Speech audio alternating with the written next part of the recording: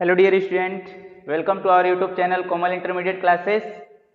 तो जैसा कि हम आपको बता दें कि आज के इस लेक्चर में हम बात करने वाले हैं एक्सरसाइज 1.3 के थ्योरम की। थ्योरम 1.3 होगा। पहले थ्योरम को हम समझेंगे कि थ्योरम है क्या, फिर इसके बाद क्या करेंगे, उस पर कुछ एग्जाम्पल समझेंगे, फिर हम कहाँ आएंगे एक्सरसाइज 1.3 के क्वेश्चन की बात करेंगे जो एक्सरसाइज दिया हुआ होगा। तो सबसे पहले इस बात को हमें इस चैप्टर में समझना है कि जो हम इरेशनल नंबर, ताकि हम सभी लोग क्या जानते हैं कि इरेशनल नंबर क्या होता है, रेशनल नंबर क्या होता है। अगर जो बच्चा रेशनल और इरेशनल को अभी नहीं क्लियर कर पाया है, वो हमारे फर्स्ट लेक्चर यानी जो हमने रियल नंबर के इंट्रोडक्शन की बात करी थी, उसमें आप जाके उस वीडियो में देखिए तो आपको रेशनल और इरेशनल नंबर क्या हो जाएंगे, क्लियर हो जाएंगे। अच्छा, तो इस वाले में हमें करना क्या है इस लेक्चर में, तो हमें करना क्या है, इरेशनलिटी ऑफ इरेशनल नंबर। मतलब हमें प्रूफ करना है कि जैसे कुछ नंबर हुआ करते थे, जैसे हमारे पास क्या हमने लेट करा था कि हमारे पास √2 है, √3 है, अंडर क्या है आपके पास पाई है। ये सब जो नंबर होते हैं वो क्या होते हैं, इरेशनल नंबर होते हैं, इरेशनल नंबर।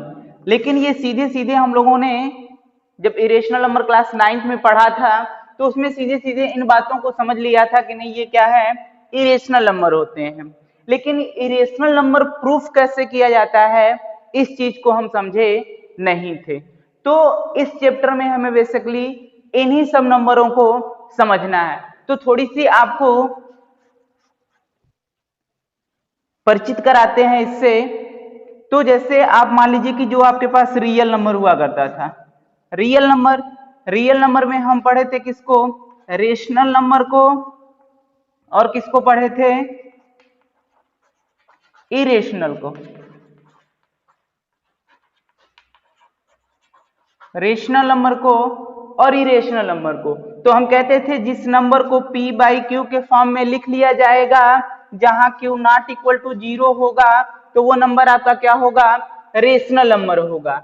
लेकिन हम कहते थे कि जिस नंबर को p/q के फॉर्म में नहीं लिखा जा सकता, वो क्या होगा आपका, इरेशनल नंबर होता था। यहां तक ये बातें हमने करी थी। फिर एक चीज और था कि जैसे हमारे पास कुछ नंबर हुआ करते हैं, यानी कुछ नंबर हैं, जैसे कि हम कह दें कि मान लीजिए कि कोई नंबर ऐसे 0.12, एक नंबर ये हुआ, एक नंबर हो गया 0.1224, फिर इसके बाद 1224 ऐसे चला। तो ये जो नंबर होता है इसे कहते हैं टर्मिनेटिंग फॉर्म।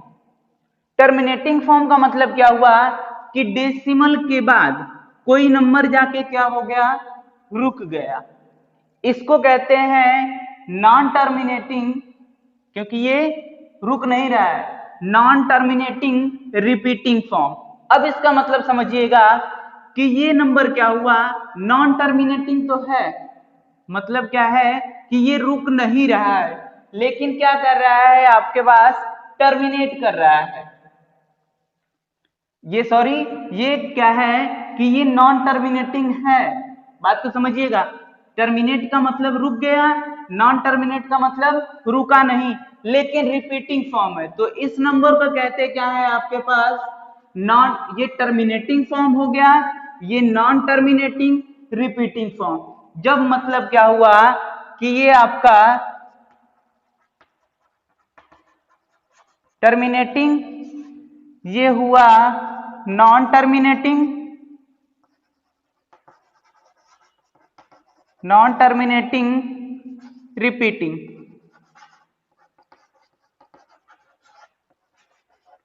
फॉर्म। अगर ये इस टाइप के दोनों नंबर मिलते हैं तो ये दोनों नंबर क्या होंगे, रेशनल नंबर।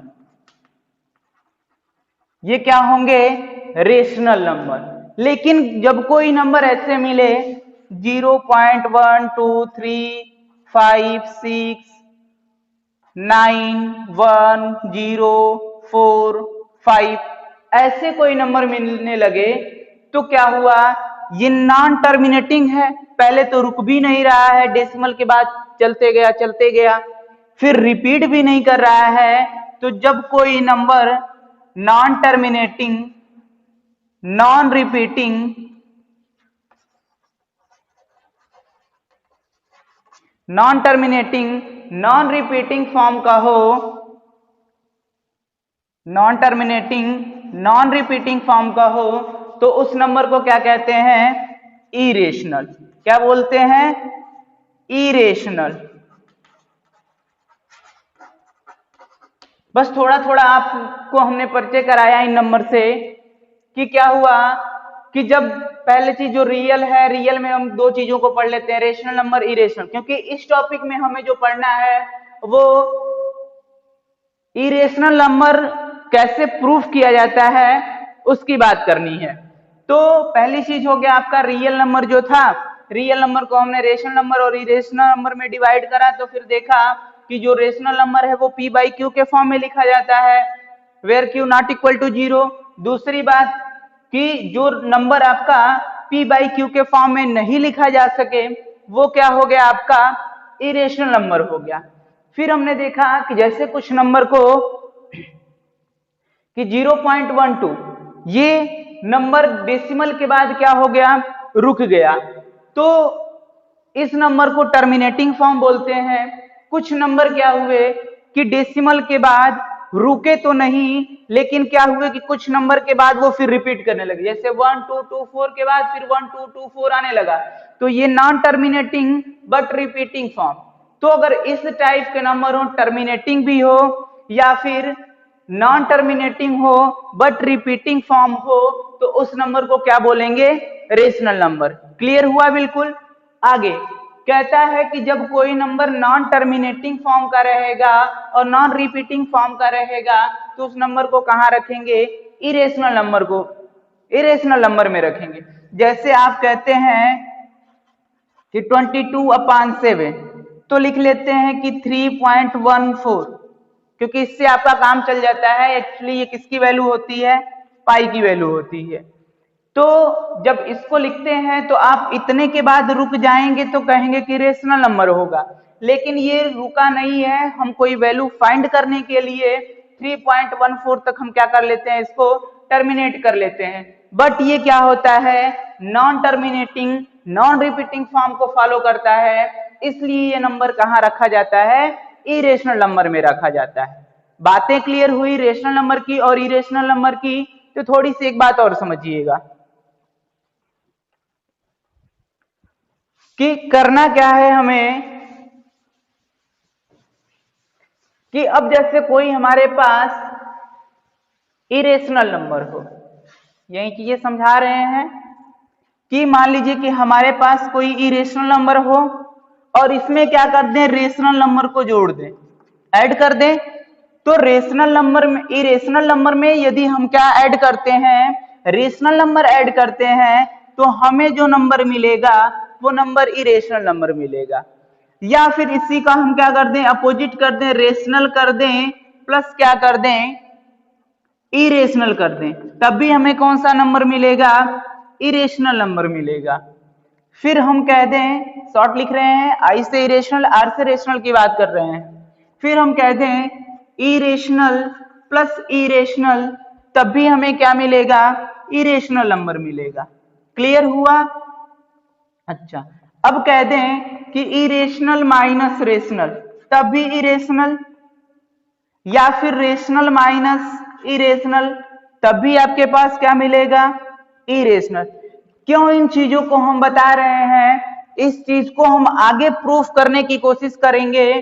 तो जब केवल हम इरेशनल नंबर को प्रूफ कर लिए रहेंगे, जैसे मान लो कि हमारे पास ऐसे √3 + 2 आए, तो हम पूछें ये पूरा कैसा नंबर होगा, तो तुरंत आप बता पाएंगे कि इरेशनल। क्यों, क्योंकि आप यहां से ये चीज देखेंगे कि ये आपका इरेशनल और ये वाला आपका क्या, रेशनल। तो कहेंगे कि सर ये दोनों प्लस के रूप में है, तो इनसे जो नंबर मिलेगा वो क्या मिलेगा, भैया इरेशनल ही तो मिलेगा। तो इसलिए इन चीजों को हम क्या कर रहे हैं, यहाँ पे क्लियर कर रहे हैं। बाकी प्रूफ चीजें की जाएंगी तो और ज्यादा आपको क्या हो जाएंगे, क्लियर हो जाएंगे। अब देखिएगा यहां से क्या कह दें हम आपको कि रेशनल अपान इरेशनल, तब भी जो नंबर मिलेगा वो क्या मिल सकता है भाई, अगर कह लें कि यहां रेशनल अपान इरेशनल की बात करें तो हमें क्या मिलेगा, इरेशनल मिल जाएगा। लेकिन हम ये कहें कि rational irrational multiply rational, irrational multiply rational, तब भी हमें क्या मिलेगा, इरेशनल नंबर मिल जाएगा। लेकिन अब हम ये कहें कि इरेशनल मल्टीप्लाई इरेशनल, तब हमें क्या नंबर मिल सकता है, इरेशनल भी मिल सकता है और क्या रेशनल भी मिल सकता है।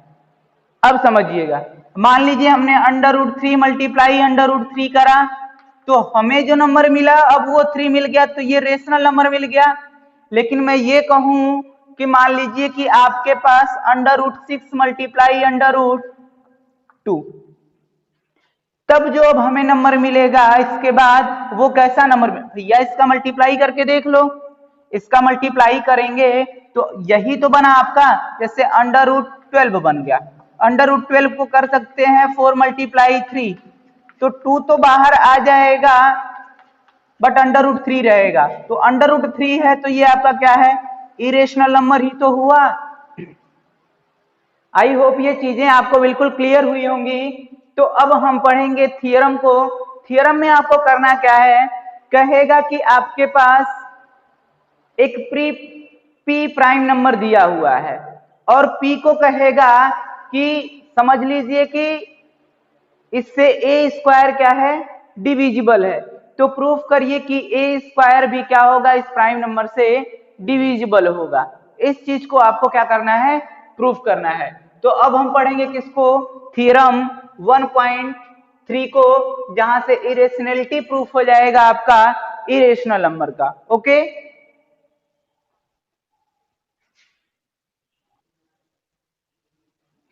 तो अब हमारे सामने है एक्सरसाइज 1.3 का theorem 1.3।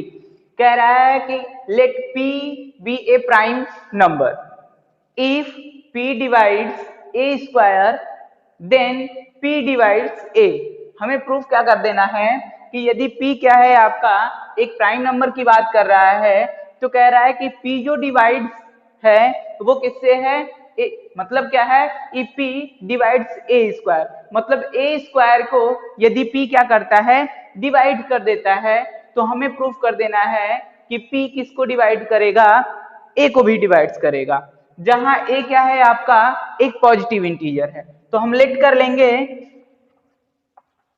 Late A equal to, ए आपका क्या है, पॉजिटिव इंटीजर का मतलब नेचुरल नंबर, तो ए, तो इसके फैक्टर हमने मान लिए प्राइम नंबर के रूप में P1 P2 P3 ऐसे डॉट डॉट करके n तक। भाई ए एक आपका क्या है, इंटीजर है, पॉजिटिव इंटीजर, तो इसके जो फैक्टर बनेंगे वो P1 P2 P3 हमने प्राइम नंबर लेट कर लिया। बात क्लियर हुई। अब क्या कर लेंगे कि यदि मान लो कि इसका हमको स्क्वायर करना है तो इसको a मल्टीप्लाई ए तो लिख सकते हैं, तो अगर तो इसका प्राइम फैक्टर देखेंगे, इसका प्राइम फैक्टर जो है P1 कामा P2 कामा P3 कामा Pn बनेगा। अब इसके फैक्टर की बात करें, अब इसके फैक्टर की बात करेंगे तो इसका भी हो जाएगा P1 कामा P2 कामा P3 डॉट डॉट करके Pn। अब क्या होगा कि ये मल्टीप्लाई होगा तो ए स्क्वायर बन जाएगा। अगर ध्यान से देखें तो ये भी क्या है आपका P1 P2 का स्क्वायर, तो कह सकते हैं इसका कि ये P1 का स्क्वायर कामा P2 का स्क्वायर कामा P3 का स्क्वायर डॉट डॉट Pn का स्क्वायर, किसका स्क्वायर बनेगा, Pn का स्क्वायर। अब देखिएगा, अब बताइएगा कि अगर ये ए स्क्वायर है और ए स्क्वायर के ये क्या है, प्राइम फैक्टर है, अगर प्राइम फैक्टर है तो ये जो नंबर होता है ये नंबर इस नंबर से क्या होगा, डिवाइड होगा।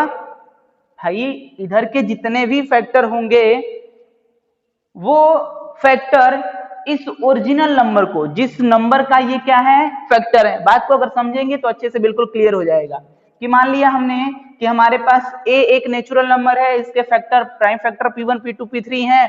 फिर हमने कर लिया कि अगर इसी का, क्योंकि हमको स्क्वायर प्रूफ करना था कि स्क्वायर को क्या कर रहा है, डिवाइड कर रहा है ये प्राइम फैक्टर, तो क्या इसके ओरिजिनल नंबर को भी डिवाइड करेगा, तो बस वही चीज करनी है। तो हमने a स्क्वायर कर दिया, इधर भी देखा तो p1 square p2 p3 pn square हो गया।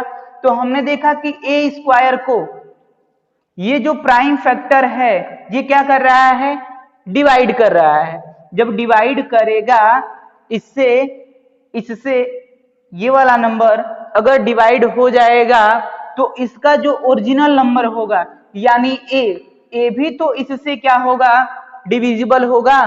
तो हम ये कह पाएंगे कि a is also divisible by p, a is also divisible by p। जैसे बात को समझिएगा कि मान लो कि हम एक नंबर ले लें, हम कह देते हैं कि हम 8 का स्क्वायर, 8 का स्क्वायर, जरा समझिए क्योंकि एग्जांपल समझेंगे तो एकदम क्लियर हो जाएगा। ये जो बात लिखी है अभी p1 p2 p3, तो आई होप कि 50% बच्चों के सर के ऊपर से बाउंस कर रहा होगा। तो इस चीज को यहां देखिएगा, क्लियर होगा कि जैसे हमारे पास 8 स्क्वायर है, 8 का स्क्वायर का मतलब बात को समझिएगा 64। अगर मैं 64 के फैक्टर की बात करूं तो समझिएगा 64 का फैक्टर निकाल लो यहां से,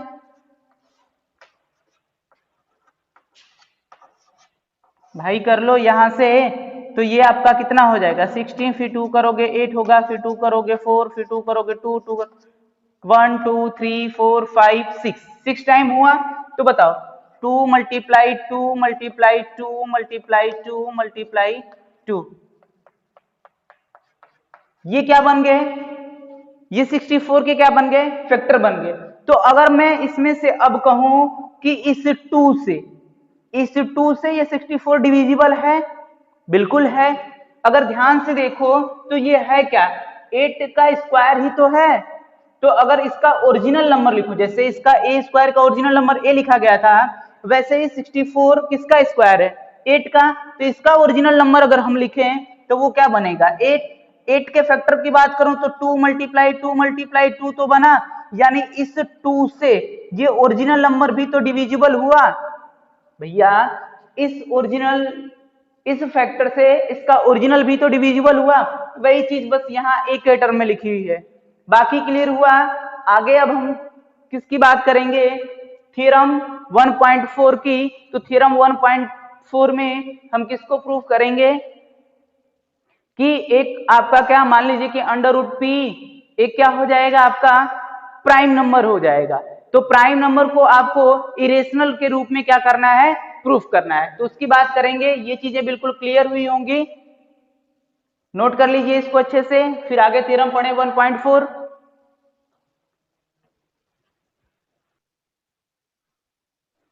तो हमें थ्योरम 1.4 में प्रूफ कर देना है कि under root 2 is irrational number. Under root 2 क्या है, आपका इरेशनल नंबर है। जरा ध्यान से समझिएगा इसको। यदि इस अंडर रूट 2 को हम जानते हैं नॉर्मल कि ये क्या होता है, इरेशनल नंबर होता है, बट इसका प्रूफ इससे पहले हम लोग क्लास 9th में पढ़े नहीं थे, बट आज हमारा क्लियर हो जाएगा इसका प्रूफ कि कैसे इसको प्रूफ किया जाता है। अगर इस चीज को आप प्रूफ कर लेते हैं कि ये इरेशनल नंबर है, तो दुनिया का कोई भी नॉन परफेक्ट नंबर जो अंडर रूट में होगा उसको आप प्रूफ कर पाएंगे। तो आइए इसको सॉल्व करते हैं। सॉल्यूशन लिखेंगे और इसको हम कंट्राडिक्शन मेथड से सॉल्व करेंगे। कंट्राडिक्शन मेथड का मतलब क्या कि ये अंडर रूट 2 क्या है, आपका इरेशनल नंबर है, इसको हम रेशनल नंबर मान लेंगे, लेकिन लास्ट में देखेंगे कि ये रेशनल नंबर को फॉलो नहीं कर रहा है, तो हम कहेंगे कि हमारा एजम्पशन क्या हो गया, रॉन्ग हो गया। रॉन्ग हुआ मतलब वो रेशनल नंबर नहीं होगा, जब रेशनल नहीं होगा तो कौन सा हो जाएगा, इरेशनल हो जाएगा। तो इस मेथड को कहते हैं मेथड ऑफ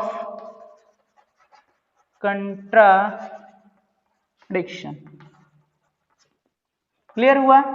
तो कंट्राडिक्शन हमने मेथड कर लिया, तो कहेंगे let under root 2 is rational number. क्या कहेंगे? √2 इज रेशनल नंबर। जब √2 रेशनल नंबर है तो √2 को हम क्या लिख सकते हैं? √2 equal to P by Q. भाई √2 अगर रेशनल नंबर हो गया तो इसको पी बाई क्यू के फॉर्म में लिख लेंगे और कहेंगे Q not equal to 0, Q not equal to 0। फिर एक कंडीशन हो जाएगी and P and Q are coprime number.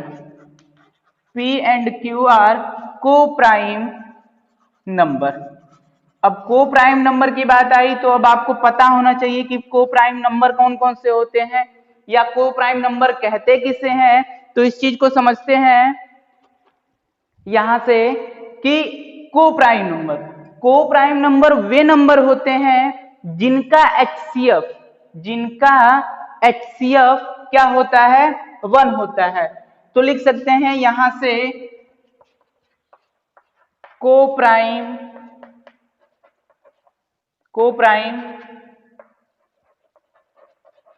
Number have HCF 1। केवल और केवल क्या होता है? 1 इसमें क्या होता है? इसका HCF होता है। जैसे मान लो कि हमारे पास एक नंबर लेट कर लें, जैसे नंबर हमारे पास देखो 7 और 8 है। तो 7 और 8 में अगर हम देखें 7 और 8 में हम देखें तो इसका जो कॉमन फैक्टर मिलेगा वो क्या मिला? 1 के अलावा तो और कोई फैक्टर नहीं है कि जो दोनों में कॉमन हो। तो जो कॉमन होता है, हाईएस्ट कॉमन होता है, वही क्या बनता है? आपका HCF बनता है। और उसके इसमें तो हाईएस्ट कॉमन भी आपको क्या मिलेगा? 1 ही मिलेगा। वैसे ही ये जो P और Q होते हैं, P और Q, यहाँ पे एक चीज और समझ लीजिएगा, जो P बाई Q फॉर्म लिखा जाता है ये आपका सिंपलेस्ट फॉर्म होता है। ये क्या होता है? आपका सिंपलेस्ट फॉर्म होता है। जैसे हम कहते हैं कि P बाई Q, कोई नंबर हम लिख दें, जैसे हमने लेट करा कि 25/50। हमने कहा कि ये दोनों नंबर क्या होंगे? को प्राइम नंबर होंगे। यानी पहले तो रेशनल नंबर लिखने की कोशिश करेंगे तो इसका सिंपलेस्ट फॉर्म लिखेंगे तो 1/2 लिखेंगे। अब 1/2 को हम कहेंगे कि ये दोनों क्या हैं? आपके को प्राइम नंबर है। दोनों क्या है? को प्राइम नंबर है। क्यों को प्राइम नंबर है? क्योंकि अब इससे इन दोनों को छोटा नहीं किया जा सकता। और यही क्या होता है? इसका सिंपलेस्ट फॉर्म है। जब सिंपलेस्ट फॉर्म आप लिख लेते हैं किसी भी दो नंबर का तो उनमें जो कॉमन मिलता है यानी HCF मिलता है वो 1 होता है। वो क्या होता है? 1 होता है। जब दो नंबर में आपका HCF केवल और केवल 1 मिले तो कहेंगे वो दोनों नंबर कैसे हैं? को प्राइम नंबर है। अब क्लियर हुआ? मतलब यहाँ पे जो भी आपको नंबर मिलेगा इस चीज को ध्यान से देखिएगा, क्योंकि यही जो आपकी बातें हैं वो प्रूफ कराती हैं कि √2 आपका इरेशनल नंबर है। जब ये दोनों चीजें आपको को प्राइम नंबर याद रहेगा तो आप माइंड में हमेशा सेट करके रखेंगे कि इन दोनों के बीच जो कॉमन मिलेगा वो केवल और केवल क्या मिलेगा? 1 मिलेगा। 1 के अलावा इन दोनों में और कोई कॉमन नंबर नहीं मिलेगा। क्लियर हुई ये बातें? को प्राइम नंबर आपको क्लियर हुआ? तो आगे इसको हम प्रूफ करते हैं। फिर से इसको स्टार्ट कर देते हैं कि late √2 is rational number.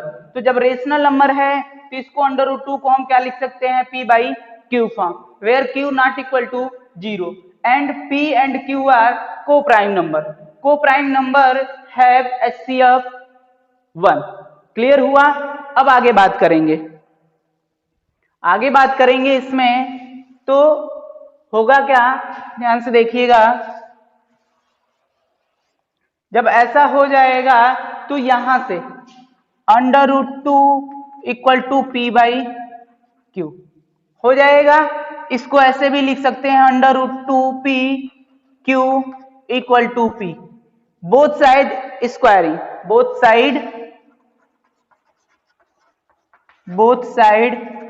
Squaring, दोनों तरफ क्या करने पर? वर्क करने पर, स्क्वायर करने पर। तो स्क्वायर करेंगे तो 2Q² इक्वल टू क्या बनेगा? P²। क्या बन जाएगा? P²। फिर कहेंगे यहां से Q square equal to P square by 2, P square by 2। अब बात समझिएगा यहां से कि जो आपका पी स्क्वायर बाई 2 है ये 2 से डिविजिबल है, पी स्क्वायर अपान 2, यानी अगर हम कहें P square is divisible by 2 तो बात सही है भैया। हमने ऐसा करा, फिर हमने देखा कि जो आपके पास P है यानी P स्क्वायर है वो 2 से क्या है, डिविजिबल है। तो हम ये भी कहेंगे P is also divisible by 2, किससे, थ्योरम 1.3 से। अगर याद हो आपको तो थ्योरम 1.3 में हमने पढ़ा था कि यदि हमारे पास कोई नंबर है, जैसे हमने करा था क्या, A square is divisible by prime factor P, तो हमने ये भी कहा था कि ए भी डिविजिबल होगा किससे, पी से। यानी वैसे ही हमारे पास P square is divisible by 2, तो हम ये भी तो कहेंगे कि पी भी आपका डिविजिबल बाई क्या होगा, 2। बातें क्लियर हुई? तो हम ये कहेंगे कि p बाई 2 डिविजिबल होगा। तो जरा देखिएगा, अगर p बाई 2 डिविजिबल होगा तो इसका कोई ना कोई रिजल्ट आएगा, तो उस रिजल्ट को हम क्या मान लेते हैं, c। इस रिजल्ट को हम क्या मान लेते हैं, c, कि भैया p जब 2 से डिविजिबल होगा तो जो रिजल्ट आएगा वो मान लिया हमने, भाई कुछ तो आएगा, तो वो रिजल्ट हो गया c। अब हम लिख सकते हैं कि 2c equal to p, 2c equal to क्या हो गया आपका, p हो गया। अब इस p की वैल्यू कहां पे रखने पर, मान लीजिए इस इक्वेशन में रखने पर, इस इक्वेशन को ही हम मान लेते हैं 1, क्या दिक्कत है? बात समझ में आई आपको? जरा देखिएगा, बस हमने रेशनल नंबर मान लिया तो बस √2 इक्वल टू, मेन चीज बस ये आपको को प्राइम नंबर समझना है, ये आप समझ लिए। फिर √2 को आपने लिख लिया p बाई क्यू, फिर बस इधर से क्या कर रहे हैं आप, q का मल्टीप्लाई इधर कर दिया, p इक्वल टू कर दिया, दोनों का स्क्वायर कर दिया, तो हमारे पास 2q square equal to p square आ गया। फिर हमने q स्क्वायर इक्वल टू देखा कि p स्क्वायर बाई 2, तो हमने देखा कि p square is divisible by 2, तो हम ये कहेंगे p is also divisible by 2। भैया अगर p स्क्वायर डिविजिबल है तो p भी डिविजिबल होगा, किससे, क्योंकि उसका फैक्टर 2 था तो 2 से डिविजिबल होगा। तो हमने देखा कि p अगर 2 से डिविजिबल होगा तो कोई ना कोई रिजल्ट आएगा, उस रिजल्ट को हमने क्या मान लिया, c। बस 2c इक्वल टू हमने p रख लिया, और इसको कहां रखने पर, इक्वेशन 1 में पुट करने पर। क्लियर हुआ? एक इसको स्क्रीनशॉट ले लीजिए, फिर हम क्या कर दे रहे हैं, इसका इरेज करके इधर सॉल्व कर रहे हैं।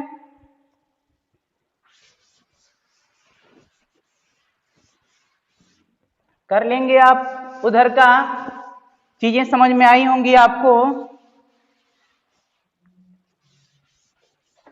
अब देखिएगा, जब इसको आप इसमें पुट करेंगे तो कहेंगे फ्रॉम इक्वेशन, इसको मान लीजिए 2, कोई दिक्कत नहीं है, फ्रॉम इक्वेशन 1 एंड 2। क्लियर हुआ? तो यहां पे रखेंगे 2q square equal to, p की वैल्यू कितनी है, 2c स्क्वायर, यहां से करेंगे 2q square equal to 4c square. Clear हुआ? यहां से देखिए 2 से ये 4 खत्म होगा तो q स्क्वायर इक्वल टू क्या आ जाएगा, 2c स्क्वायर। फिर यहां देखेंगे तो q square is divisible by 2c square. यहां पे हमने फिर नोट करा कि q square is divisible by 2, तो लिखेंगे q square is divisible, q square is divisible by 2, so q is also divisible by 2, divisible by क्या हो जाएगा, 2। यदि q स्क्वायर डिविजिबल है किससे, 2 से, तो q भी किससे डिविजिबल हो जाएगा, 2 से डिविजिबल होगा। बात समझ में आई? क्लियर हुआ ये चीजें?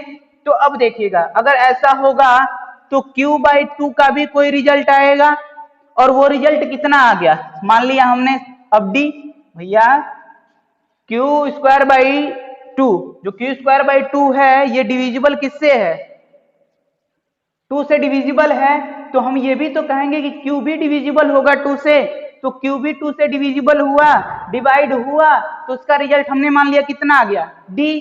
तो ये कहेंगे Q equal to 2D, Q equal to 2D। अब ये मान लो आपका इक्वेशन क्या हो गया थर्ड। अब ध्यान से देखो कि आपका P इक्वल टू भी क्या आया था 2C, याद है।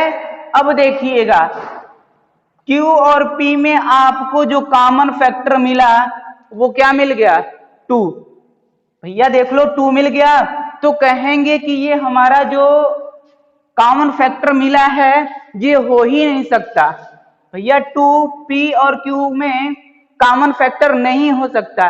क्यों नहीं हो सकता? क्योंकि हमने P और Q को क्या मान रखा है, क्या चीजें होती हैं P और Q? P और Q आपके को प्राइम नंबर होते हैं। जब को प्राइम नंबर होते हैं तो इन दोनों में केवल और केवल जो कॉमन फैक्टर आएगा यानी HCF जो आएगा वो 1 होगा। तो हम कहेंगे P and Q can not have 2 as a common factor, as a common factor. बात समझ में आई कि P और Q के पास जो 2 है कॉमन फैक्टर के रूप में नहीं है, because P and Q have HCF equal to 1। हमने कहा कि P और Q के पास कॉमन फैक्टर 2 नहीं हो सकता क्योंकि P and Q have HCF 1। Starting में ही हमने कर रखा था कि P और Q के पास जो HCF है वो क्या है 1 है। अब नीचे लिखेंगे कि so our assumption is wrong. तो एजम्पशन हमने क्या करा था, so our assumption is wrong, so our assumption is wrong under root. assumption आपका रॉन्ग क्या है, assumption is wrong 2 is rational number. हमारा जो एजम्पशन था, जो हमने समझा था, माना था, वो क्या किया था कि अंडर रूट 2 हमारा क्या है रेशनल नंबर है। तो उसी चीज को हमने लिखा है कि so our assumption is wrong under root 2 is rational number. हमने अंडर रूट 2 को रेशनल नंबर मान के क्या करा, गलत करा। तो अब जो आपका रिजल्ट आएगा, ये चीजें आप नोट कर लिए होंगे, इधर को बस इरेज कर दें। तो इधर को इरेज करेंगे तो ये कहेंगे लास्ट फाइनली आपको क्या मिला, so under root 2 is irrational number। क्या हुआ, so आपका under root 2 is irrational number। बातें समझ में आई, क्लियर हुआ? यहां तक चीजें आप समझ लिए होंगे।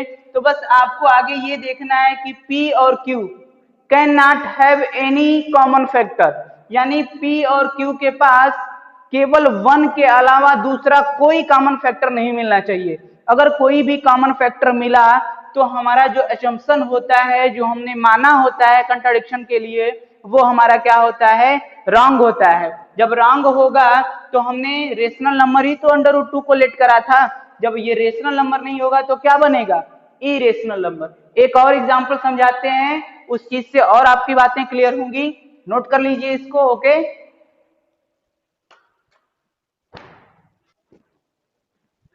तो आगे हमारे पास एक एग्जाम्पल है, ठीक वैसे ही कि prove that under root 3 is irrational number.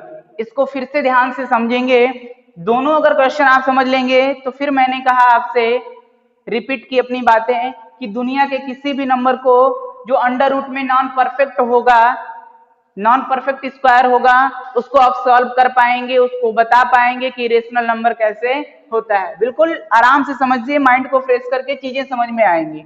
तो फर्स्टली हमको लेट करना है, हम कंट्राडिक्शन मेथड लगाएंगे, जो है उनको गलत मानेंगे, इनको झूठा मान लेंगे कि झूठे, अरे भैया झूठ तो बोलते हो बहुत लोग, तो झूठ मान लेंगे, झूठ में क्या कि लेट करेंगे, लेट, ये सॉल्यूशन है आपका, let √3 is rational number, rational number. अरे झूठ मान लेने में क्या प्रॉब्लम है, कुछ जाता है क्या, कुछ नहीं, तो मान लेते हैं कि √3 इज रेशनल नंबर। जब √3 रेशनल नंबर होगा तो √3 को क्या लिख लेंगे, p/q फॉर्म लिख पाएंगे, बिल्कुल लिख लेंगे, q नॉट इक्वल टू 0 भी हो जाएगा। यहां तक चीजें क्लियर होंगी।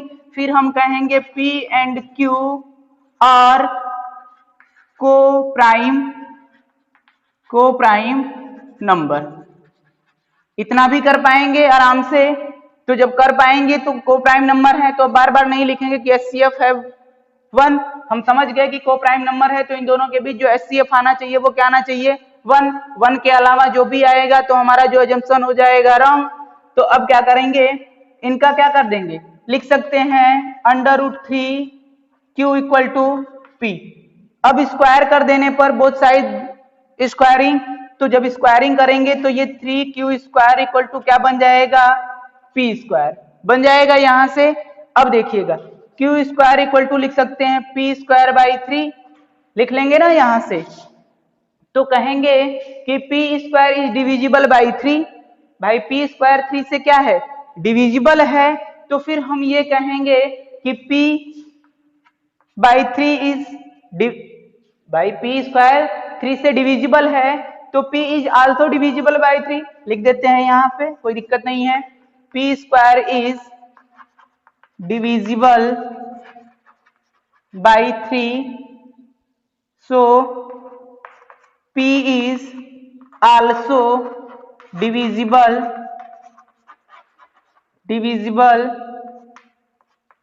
बाई 3। तो जब P बाई 3 लिखेंगे हम, यानी P को कहेंगे कि 3 से डिविजिबल है, तो कोई ना कोई रिजल्ट आएगा, उस रिजल्ट को हमने मान लिया C, तो कहेंगे P इक्वल टू क्या हो जाएगा, 3C हो जाएगा कि नहीं हो जाएगा। यहां से ये चीजें हो जाएंगी, ये चीजें आप कर पाएंगे। इसको मान लिया इक्वेशन 1, यहाँ पे 3Q square equal to P square.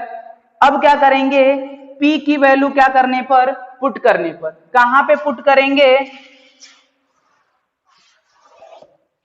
जरा ध्यान से देखिएगा। Put the value P in equation first. In equation first में करेंगे तो कहेंगे 3Q square equal to P की वैल्यू कितनी है, 3C स्क्वायर, 3C का स्क्वायर करेंगे तो 9C स्क्वायर बनेगा, यानी 3Q स्क्वायर इक्वल टू क्या बन गया, 9C स्क्वायर। 3 से इसको देखें तो 3 टाइम्स में कट हो जाएगा, तो Q स्क्वायर इक्वल टू क्या बन गया, 3C स्क्वायर। फिर देखें कि C स्क्वायर इक्वल टू यहां से कि Q स्क्वायर अपान 3, Q भैया Q स्क्वायर 3 को नीचे ला दिया हमने, इक्वल टू क्या बन गया, C स्क्वायर।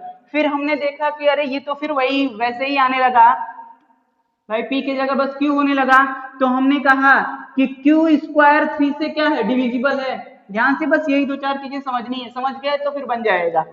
Q स्क्वायर यदि 3 से डिविजिबल है तो Q भी 3 से डिविजिबल होगा। कंफर्म हुआ, क्यों, क्योंकि हमने थ्योरम 1.3 पढ़ रखी है। कोई पूछे क्यों तो बता देना, थ्योरम 1.3 पढ़ रखी है। तो कहेंगे कि Q स्क्वायर इज डिविजिबल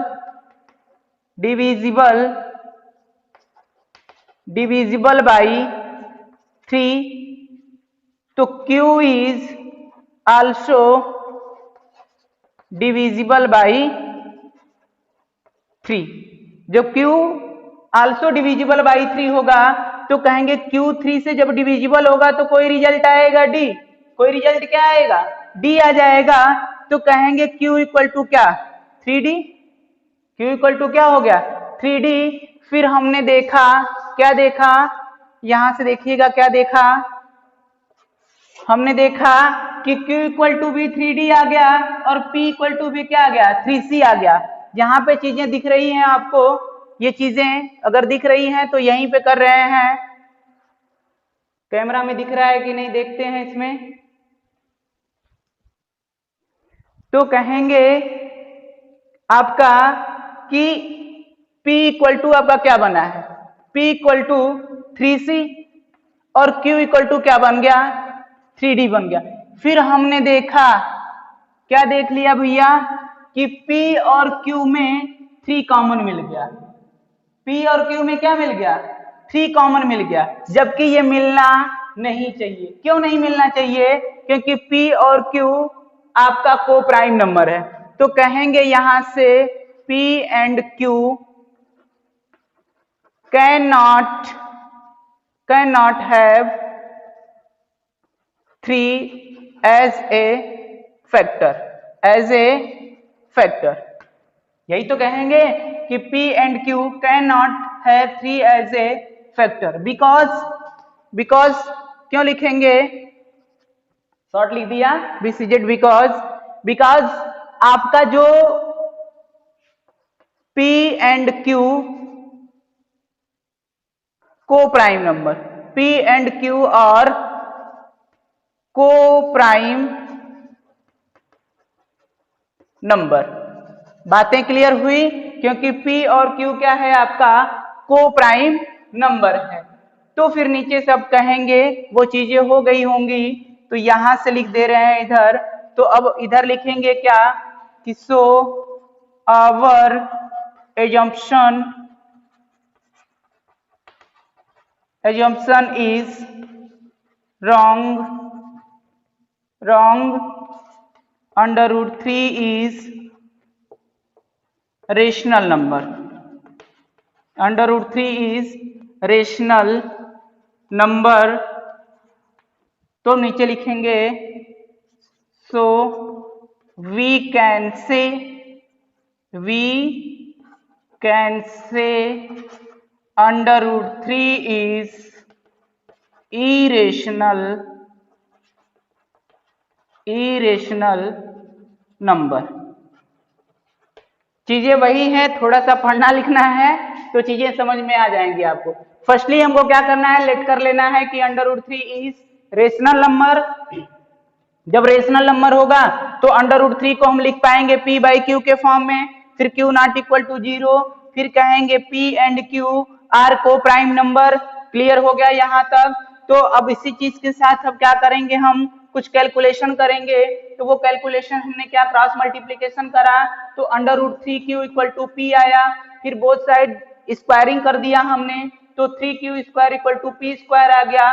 तो फिर हमने देखा यहाँ से Q square equal to P square by 3, तो हमने कहा कि P स्क्वायर को 3 डिविजिबल करेगा, यानी P square is divisible by 3। तो फिर हमने कहा कि यदि P स्क्वायर डिविजिबल है 3 से, तो P is also divisible by 3। जब P भी 3 से डिविजिबल होगा तो कोई ना कोई रिजल्ट आएगा, उस रिजल्ट को हमने मान लिया फिर क्या, C। क्लियर हुआ। फिर P इक्वल टू क्या बन गया, 3C। फिर हमने पुट कर दिया, इस P की वैल्यू को पुट कर दिया यहाँ पे इक्वेशन 1 पे। जब इक्वेशन 1 में पुट करा तो 3Q स्क्वायर, इधर से 3C का स्क्वायर करेंगे तो 9C स्क्वायर, 3 ने 9 को मार दिया, 3 मिल गया, Q square equal to 3C square. Clear हुआ यहाँ तक, तेज तो नहीं हो रहा है, चलो हो रहा है तो आराम से बोल देते हैं। Q square upon 3 equal to C square. हमने फिर देखा कि Q square is divisible by 3, भैया Q स्क्वायर 3 से डिविजिबल है तो Q भी 3 से डिविजिबल होगा। क्लियर है। तो फिर हमने कहा कि Q बाई जब 3 करेंगे तो कोई ना कोई क्या आएगा, रिजल्ट आएगा। वो रिजल्ट कितना आया, D आया। फिर हमने नोट करा कि अरे भैया ये तो वही आ गया जैसे पुरानी चीजें आ रही थी पीछे, कि यानी पीछे का मतलब यहाँ कि आपका क्या मिला था, हाँ P इक्वल टू 3C मिला था, वैसे ही हमने देखा Q इक्वल टू 3D मिल गया। फिर दोनों को मैंने यहाँ लिखा, फिर चेक करा कि अरे P और Q में तो जो हमें कॉमन फैक्टर मिल गया वो 3 मिल गया, जबकि हमको क्या कॉमन फैक्टर केवल और केवल 1 मिलना चाहिए था। जब 3 मिल गया तो हमने कहा P and Q can not have 3 as a factor. जो 3 होगा P और Q में फैक्टर के रूप में नहीं हो सकता। क्यों, क्योंकि P and Q are coprime number. P and Q are coprime number. फिर हमने कहा so our assumption is wrong, √3 is rational number. जो हमारा एजम्पशन था वो रॉन्ग था कि √3 क्या है, रेशनल नंबर है। सो वी कैन से, तब हमने कहा कि √3 इज रेशनल नंबर। बिल्कुल चीजें समझ में आई, क्लियर हुआ। तो अब हम एक्सरसाइज 1.3 के क्वेश्चन की बात करेंगे नेक्स्ट लेक्चर में, नेक्स्ट वीडियो में। तो यदि हमारा वीडियो आपको पसंद आया हो तो इसको लाइक और शेयर जरूर करें। यदि आप हमारे YouTube चैनल पे नए हैं तो हमारे चैनल को सब्सक्राइब भी करें ताकि आपको हर नया लेक्चर मिल जाए। सब्सक्राइब के साथ साथ बेल आइकन को ऑन करना बिल्कुल ना भूलें। Thank you.